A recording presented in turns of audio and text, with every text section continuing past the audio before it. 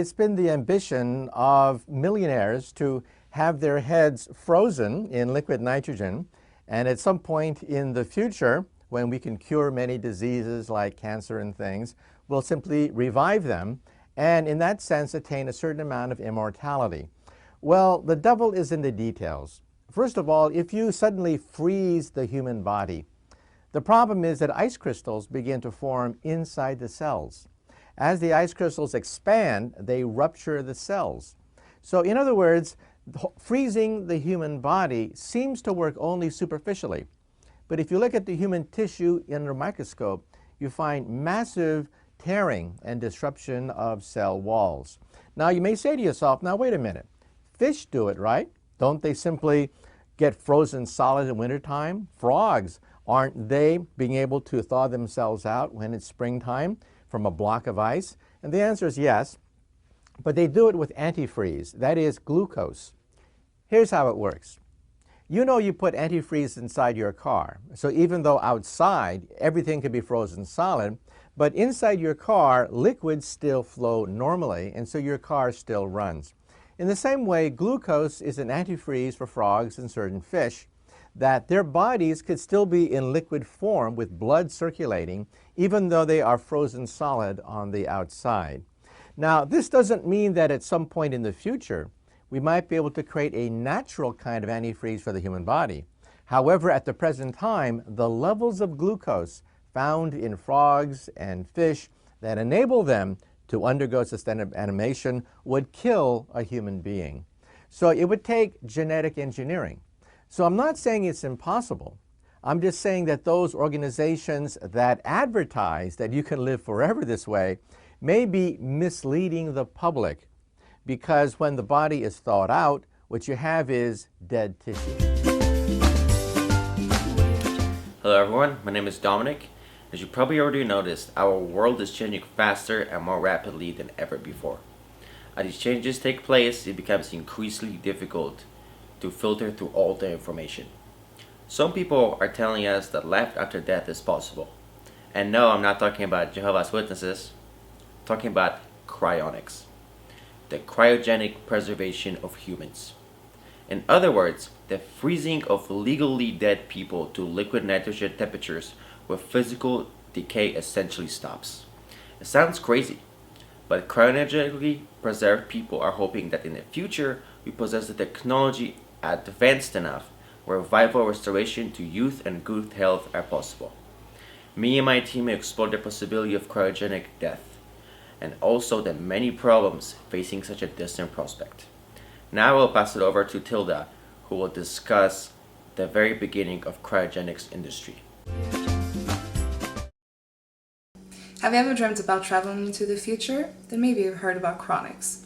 We at Team Exec are going to talk about the ethics of Cryonics, but first I'm going to explain what Cryonics is. Cryonics is the practice of freezing and storing dead bodies with the hope that future medicine and technology will restore these bodies to life. The Cryonics community comprises around 1,800 members who call themselves Cryonicists. The procedure freezes down your body to minus 196 degrees Celsius.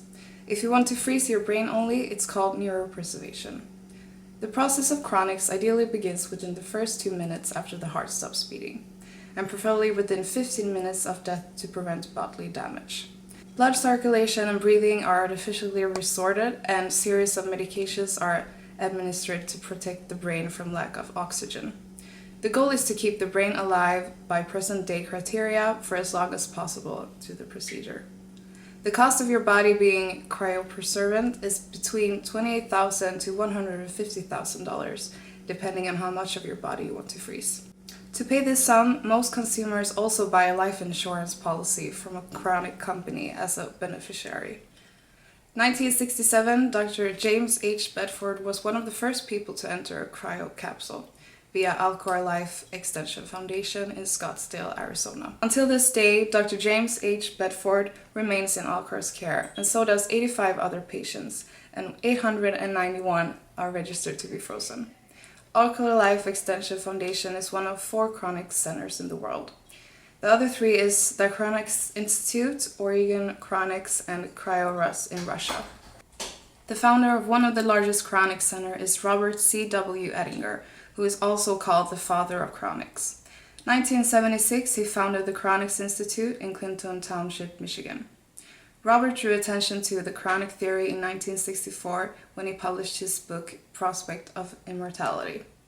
His idea was based on a science fiction thought to keep people at the point of the clinical death until future science could help them. In 1977, the Cryonics Institute froze down their first patient, who was Robert's mother, Rhea Ettinger. Robert passed in July 2011 and was also cryopreserved at his institute. Today, the Cryonics Institute has over 100 patients and around 1,000 members around the world. Here is more about the ethics of cryonics.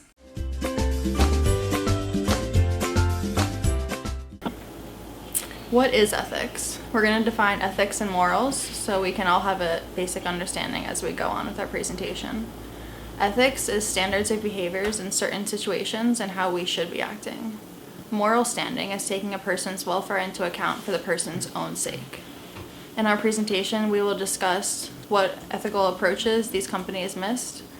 First, we start with the rights approach. The ethical action is the one which best protects and respects the moral rights of those affected, the duty to respect other rights. The fairness and justice approach is ethical actions to treat all human beings equally, or if unequally, then fairly based on some standard that is defensive. We first start our argument with the procedure, the initial cool down and transport. The person or the dead body needs to be frozen within 2 to 15 minutes of pronounced death. The second procedure is the washout and perfusion of these bodies.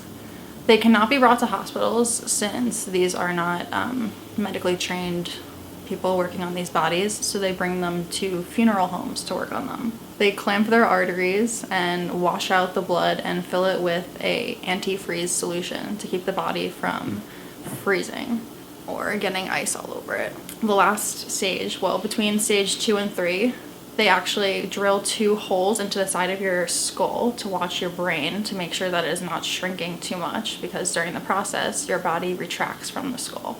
The last stage is the further cool down and storage. The patients are placed in an ice bath, and from there they are slowly brought down to negative 125 degrees, and then over a 2-week period they're slowly cooled down to negative 196 degrees to completely freeze. The present ethical problems associated with cryonics are as follows. Our first objection is the financial aspect of it. It seems unfair to be collecting mass amounts of money from people when there is no guarantee that what they are spending their money on will be worth it. The entire procedure and operation is quite expensive, and as time goes on, things get more costly. The cost of storage itself for an indefinite amount of time is unknown. So how can we know what to collect when we first deal with these people? The personal problems associated with cryonics is it really necessary to spend one entire life savings on one person in the family when it could be better spent for the family and grandchildren and raising them and having them with a great life? Another problem we found was the social aspect is that the technology is unproven. And not only is it unproven, it does not yet exist. So we're collecting money for things that we do not know if we can, that we do not know if we can, oh my god, I can just edit that out. Also with the technology, severe tissue damage cannot be restored, and that is a known fact. So we're letting people freeze themselves without knowing how to unfreeze them. Lastly, cryonic storage is bad for our environment. Keeping these people's bodies or brain stems in storage will use up mass amounts of resources when we need them for the people alive today, and not all these people dead. We will be out of resources way quicker than we expect to be.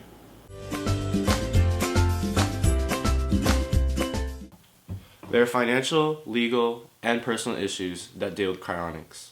Although technology may be available, the initial payment to cryonics is insufficient for survival. A legal issue is, once you're revived, do you pay out your life insurance? What happens with the money that you give to them? A personal issue is, there would be no point in getting revived several hundred years later because you would not know anyone and you'd be very much alone.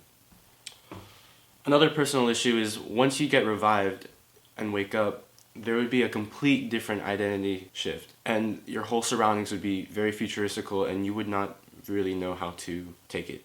By the time the person has been revived, the society that they are in may have been changed, and it may feel like they're an alien in the world.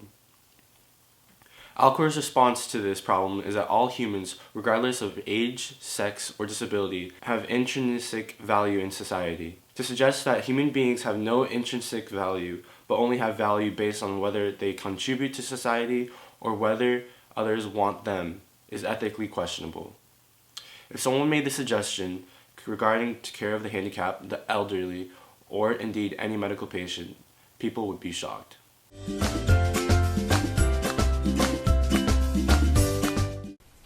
Hello, my name is eng205, and I'll be talking about the solutions to the unethical practices within the cryonics industry. Due to the fact that cryonics is a legal alternative to either being cremated or buried, Team Exec has come up with a solution that involves interviewing the top CEOs within the cryonic industry. This includes CEO Max Moore of Alcor, CEO Edgar Swank of American Cryonics Institute, and CEO Dennis Kowalski from Cryonics Institute. We will be asking them a series of questions which will hopefully convince them that cryonics is currently unethical within the current state that it is in, due to the fact that it involves taking a large sum of money from people without actually providing them a solution which will revive them from the frozen state that they will be in. Secondly, we are hoping to convince them to completely halt the process of freezing human beings until they have come up with a solution to revive them from their frozen state. Like I said, we will be conducting a series of questions.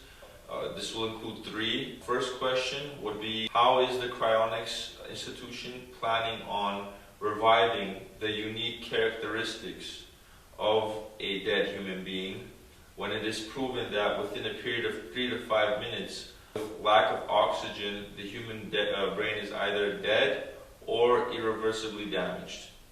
Secondly, we were going to ask them, with the lack of clear outcome within the cryonics industry, is it ethical to be charging $28,000 to $200,000 to people which could potentially spend this money on something else, or even to people that save this money their entire lives and then have to throw it away to an industry that can't promise them something? Lastly, we'll be asking the CEOs themselves, would any of you CEOs allow yourselves or any of your close relatives to go through the process of cryonics? Team Exec believes that this is an important question due to the fact that if they wouldn't allow themselves or their close relatives to go through the process, why should it be allowed to allow other customers or people to go through the process of cryonics? With all this being said, I'd like to introduce my good friend Dominic to conclude this presentation. Thank you.